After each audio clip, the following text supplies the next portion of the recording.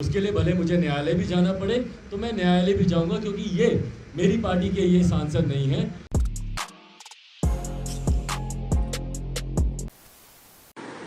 नमस्कार, आप भारत लाइव देख रहे हैं। लंबे समय से मोदी मंत्रिमंडल का कैबिनेट विस्तार को लेकर जो फैसला आने वाला था वो अभी तक फंसा हुआ है।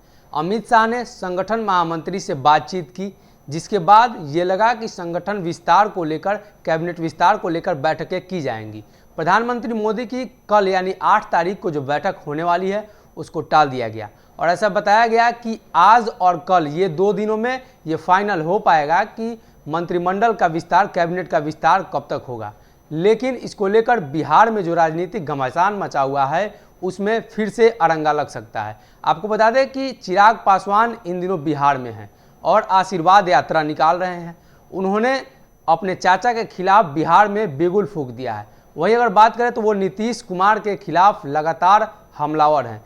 बिहार की राजनीति में कई ऐसे खबरें निकलकर सामने आ रही है जिसको देखकर ये लगता है कि मोदी मंत्रिमंडल का विस्तार फिर से फंस सकता है।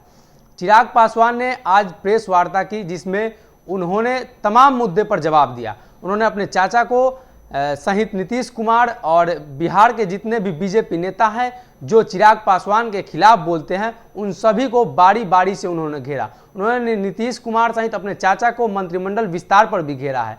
चिराग पासवान ने यह कहा कि अगर मंत्रिमंडल का विस्तार होता है और इस विस्तार में हमारे जो 5 सांसद हैं उनमें से किसी एक को जगह मिलती है तो वो कोर्ट में जा सकते हैं, यानी वो कानूनी लड़ाई और राजनीतिक लड़ाई, संवैधानिक लड़ाई, सभी लड़ाई लड़ने के लिए तैयार है। आपको बता दें कि चिराग पासवान ने ये जो बातें कही हैं उसके पीछे के कई तथ्य बताए जा रहे हैं। जिस प्रकार से चिराग पासवान ने बताया कि संवैधानिक आधार पर पार्टी के राष्ट्रीय अध्यक्ष मुझे बनाया गया था और मैंने जब इस संगठन का जो स्वरूप था उन सभी को भंग कर दिया और पार्टी के जो लोग पार्टी के विरोधी गतिविधि में शामिल थे उनको पार्टी से बाहर निकाल दिया, तो किस आधार पर वो संसदीय बोर्ड के अध्यक्ष बन सकते हैं। वहीं उन्होंने लोकसभा अध्यक्ष ओम बिरला के बारे में भी बातें कही। उन्होंने कहा कि वो एक संवैधानिक कुर्सी पर हैं और उस कुर्सी पर आवाज़ उठाना, सवाल करना सही नहीं है।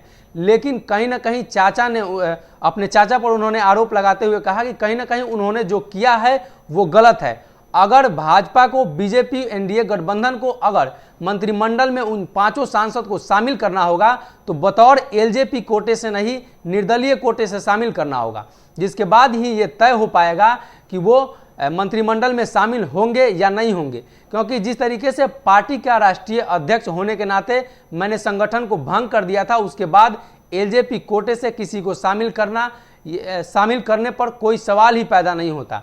अब देखना ये होगा कि 1.5 साल से लगभग फंसे इस मामले को कब तक सुलझाया जा सकता है। ऐसी खबरें हैं कि आज कल में मोदी मंत्रिमंडल का विस्तार की जो बातें सामने निकल कर आ रही थी वो अब तय हो गया है कि मोदी मंत्रिमंडल में कौन कौन लोग जाएंगे और किनका नाम फाइनल हुआ है कि इन लोगों को हम लोगों ने पार्टी से निकाल दिया है। पार्टी से अब इनमें से किसी भी सांसद का कोई संबंध नहीं है। इनको आप निर्दलीय सांसद के तौर पर देखिए, पूरी तरीके से प्रधानमंत्री जी का अधिकार क्षेत्र है कि वो किसको मंत्री बनाए नहीं बनाए, उसमें मेरा कोई हस्तक्षेप रहना संभव ही नहीं है। पर हाँ, अगर मेरी पार्टी का सांसद कहकर अगर उनको बनाया जाएगा तो मुझे आपत्ति होगी। और पार्टी के सांसद होने के नाते गठबंधन दल की परंपरा हमेशा ये कहती है कि अगर किसी अपने सहयोगी से पार्टी से सांसद को मंत्री बनाना है तो आप उस पार्टी के राष्ट्रीय अध्यक्ष से आप एक बार चर्चा जरूर करते हैं। अगर ये वीडियो पसंद आई और वह बिहार के राजनीति और बिहारियत से सरोकार रखेनी तो सब्सक्राइब बटन दबा के चैनल के सब्सक्राइब कर ली। ओजे एगो घंटी बा, ओकरा बटन दबा देला से कुल सटीक और मारक खबर रुआ मुफ्त में मिल जाई। अगर रुआ पत्रकारिता के हमनी के नया प्रयोग में सहयोग कर चाहतानी तो ज्वाइन बटन दबा दी। पेटीएम नंबर नोट कर ली 9386816700। धन्यवाद।